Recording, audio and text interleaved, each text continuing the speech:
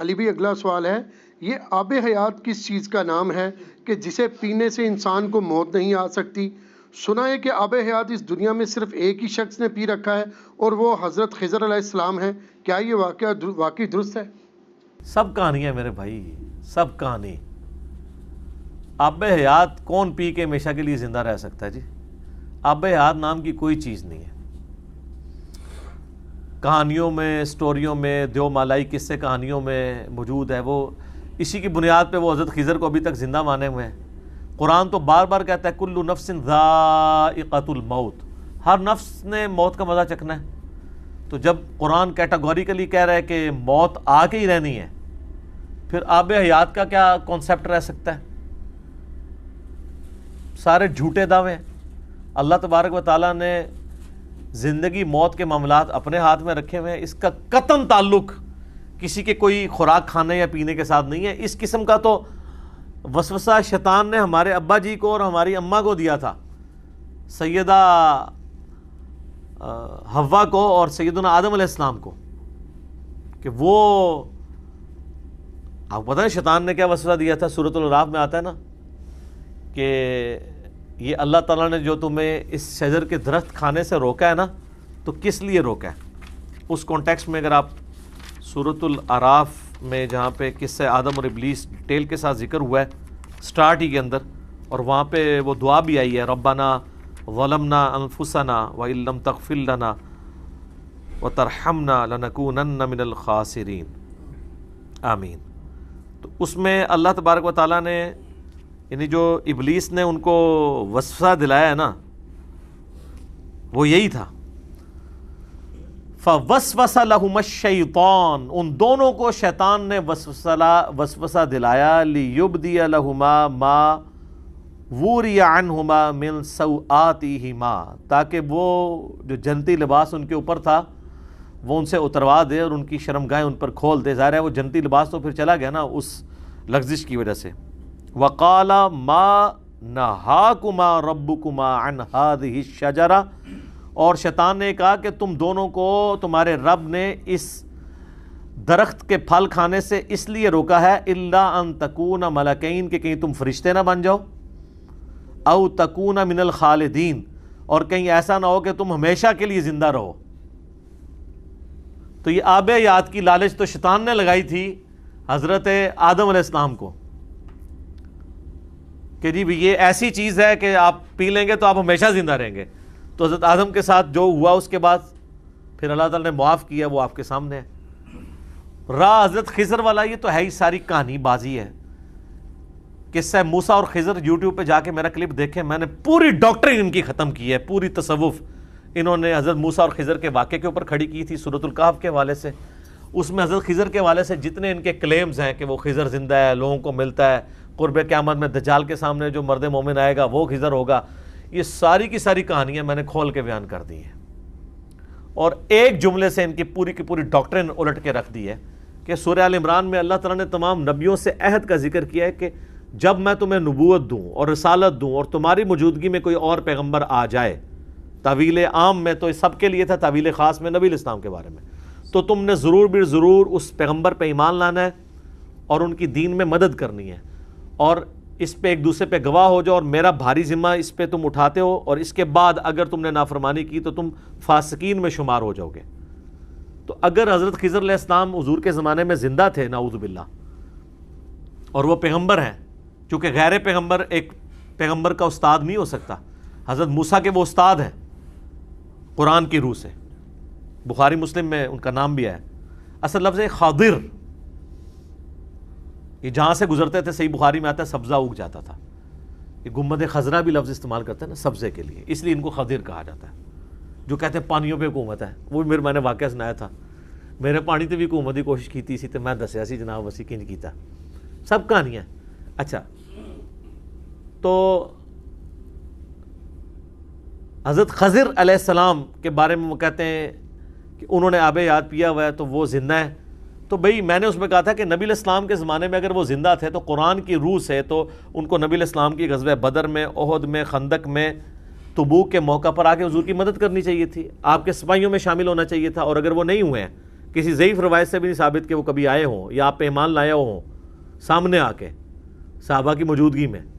بھئی حضرت جبرائیل اگر انسانی شکل میں آ سکتے ہیں تو حضرت خضر نہیں تھے آ سکتے؟ تو قرآن کی روح سے تو ان کی نبوت اور سب کچھ چھن چکا ہے, تو آپ ان کے بارے میں اتنا بڑا فتویٰ لگانے لگے ہیں.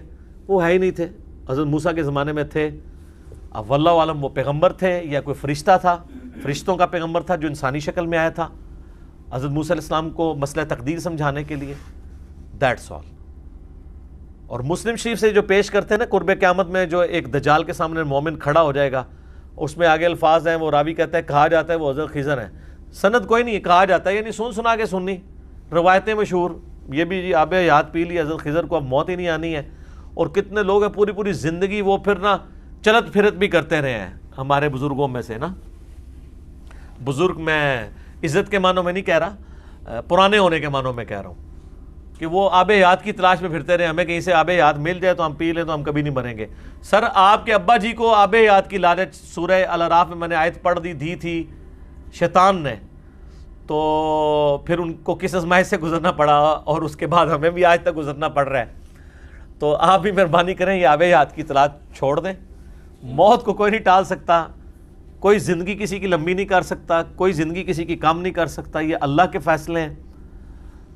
سورہ نساء میں آیا تم اپنے آپ کو مضبوط قلعوں میں بھی بند کر لو نا, موت تمہیں وہاں پہ بھی آ کے رہے گی. سورہ آل عمران میں آیا کہ غزوہ احد کے بعد کئی منافقین نے کہا کہ ہم نے اپنے بھائیوں کو منع کیا تھا کہ جنگ میں نہ جاؤ ورنہ مارے جاؤ گے.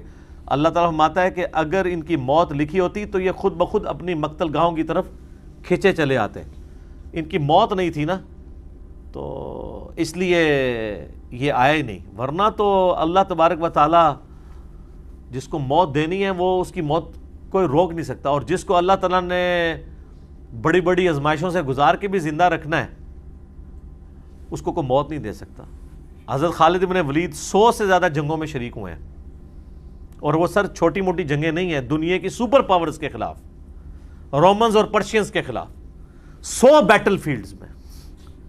اور وہ فرمایا کرتے تھے میرے جسم میں چھوٹا سا حصہ بھی ایسا نہیں کہ جس کے اوپر کسی برچھی یا نیزے یا تلوار کے زخم کا نشان نہ ہو, پورا جسم بھرا ہوا ہے. لیکن میں بھی آج ایک بوڑھے اونٹ کی طرح بستر مرگ پہ مر رہا ہوں. اگر جنگ میں جانے سے موت آتی ہوتی تو میرے سب سے زیادہ چانس تھے مرنے کے. اور وہ جرنیل بھی ایسے نہیں تھے جو پیچھے بیٹھے ہوتے تھے, نہیں, وہ آگے جا کے لڑا کرتے تھے. تو کہتے ہیں اگر مجھے موت نہیں نہ آئی, میں نے موت کو خود تلاش کی ہے جنگوں میں, شہادت کی موت, لیکن آج میں ایک بوڑھے اونٹ کی طرح بستر مرگ پہ مر رہا ہوں. اور یہ ان کے عربی کے اشعار آج بھی ان کی قبر کے اوپر وہ جو احاطہ بنا ہے نا اس دیوار پہ یہ اشعار ان کے لکھے ہوئے ہیں جو انہوں نے اشعار کہے تھے. میرا خیال ہے یہ قیامت تک کے لیے نشان عبرت ہے یہ چیز لوگوں کے لیے کہ زندگی موت کس کے ہاتھ میں؟ اللہ کے ہاتھ میں. آب حیات سے کچھ نہیں ہو سکتا, یہ ذہن میں رکھیں. اور حضرت خضر نے کوئی آب حیات نہیں پیا ہوا. یہ سب کی سب سٹوریاں ہیں, کہانیاں ہیں, دیو مالائی قصے کہانیاں ہیں جس کو آپ جو ہے وہ سنیں اور محظوظ ہوں. آپ دیکھیں پرانی آپ کو سٹوریاں ملیں گی جی, وہ فلاں ایک بندہ تھا, ایک ایسا حکیم تھا, اس کے پاس تانبے کو سونے بنانے کا فارمولہ تھا. آج ذرا ہمارے نوجوان بچوں کے سامنے یہ بات رکھیں, یقین کریں آپ کے بزرگوں کے اوپر ٹھٹا مذاق کریں گے کہ یار تانبا تو سونا بن ہی نہیں سکتا, اس کا ایک اپنا اٹامک نمبر ہے, اس کا اپنا اٹامک ویٹ ہے, ان دونوں کا آپس میں کوئی لینا دینا ہی نہیں ہے. ٹھیک ہے نا, یعنی یہ کیمیکلی یہ پاسبل ہی نہیں ہے کہ تانبے میں کوئی جڑی موٹی ملائے تو وہ سونا بن جائے. ٹھیک ہے, یہ اللہ نے سونا ایک یونیک دھات رکھی ہے. کوئی دھات ہوتی ہے جو ایک سے دوسری میں کنورٹ ہو جائے اس کو توڑنے سے, وہ بھی بڑے مشکل, وہ بھی ہمارے بزرگوں کو طریقے نہیں آتے, وہ بھی آئنسٹائن نے ہی آگے بتایا کہ فیشن ہوتی ہے. ٹھیک ہے نا, اور E=mc². ان بیچاروں کو کیا پتا, انہوں نے تو یار تیل نہیں دریافت ہوا سے.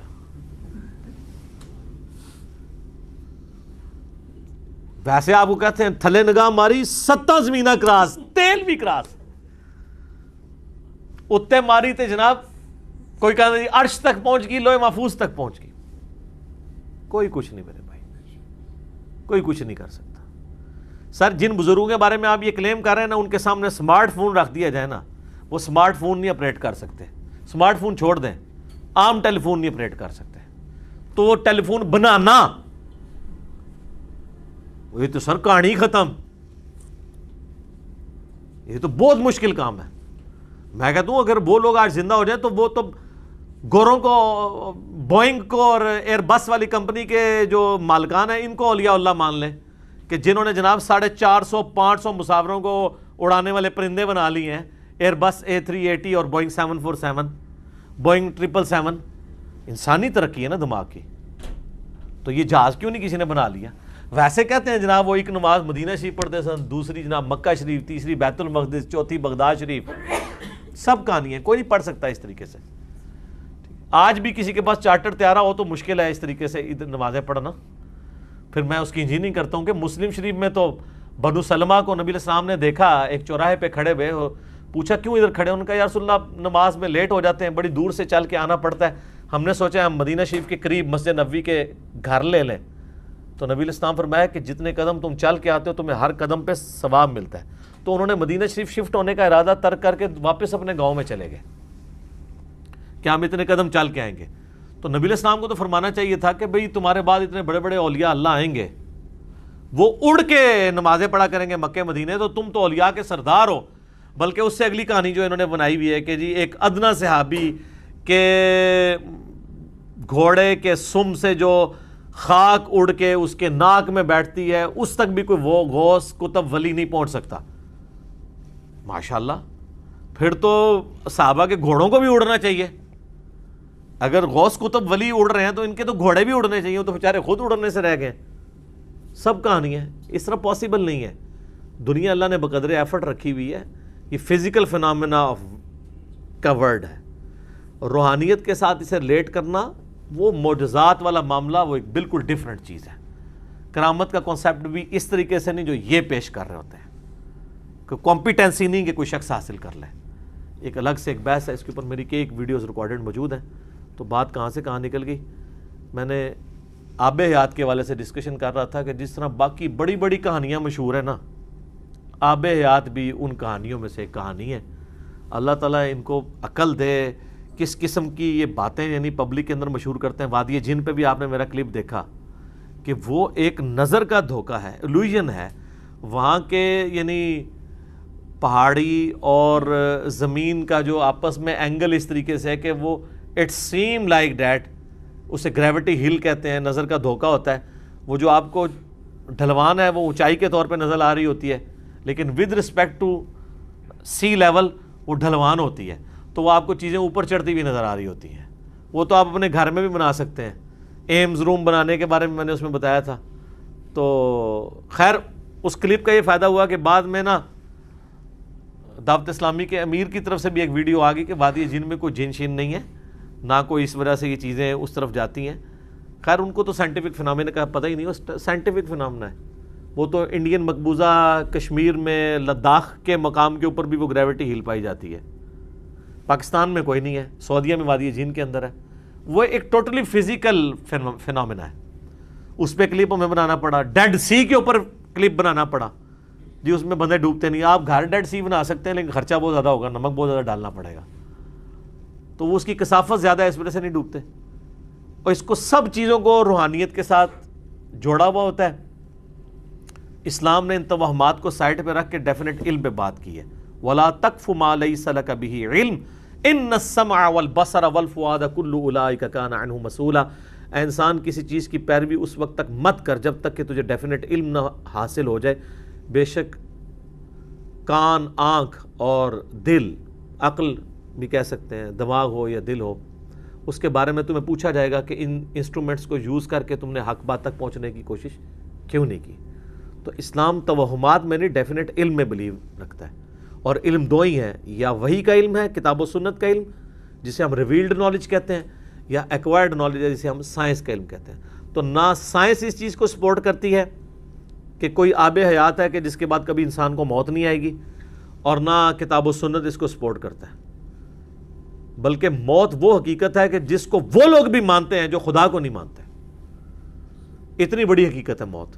تو آب حیات کا تو کوئی سائنس میں کوئی وجود نہیں ہے، نہ کتاب و سنت میں کوئی وجود ہے۔ بلکہ سورۃ الاعراف کی وہ آیت کافی تھی کہ یہ شیطان کا وسوسہ تھا جو حضرت آدم کو دلایا. پھر دیکھ لیں انہوں نے وہ پھل کھایا تو اس کے بعد آب حیات والا معاملہ تو نہیں ہوا, خود بھی آزمائش میں ڈلے اور آج تک ان کی اولاد بھی آزمائش میں ہے. اللہ تعالیٰ ہمیں اس آزمائش میں سے نکال کے اپنے اصلی مقام جہاں سے ہم نکالے گئے تھے جنت میں اپنے پیغمبروں کا پڑوس نصیب فرمائے. آمین ثم آمین. جزاکم اللہ خیرا.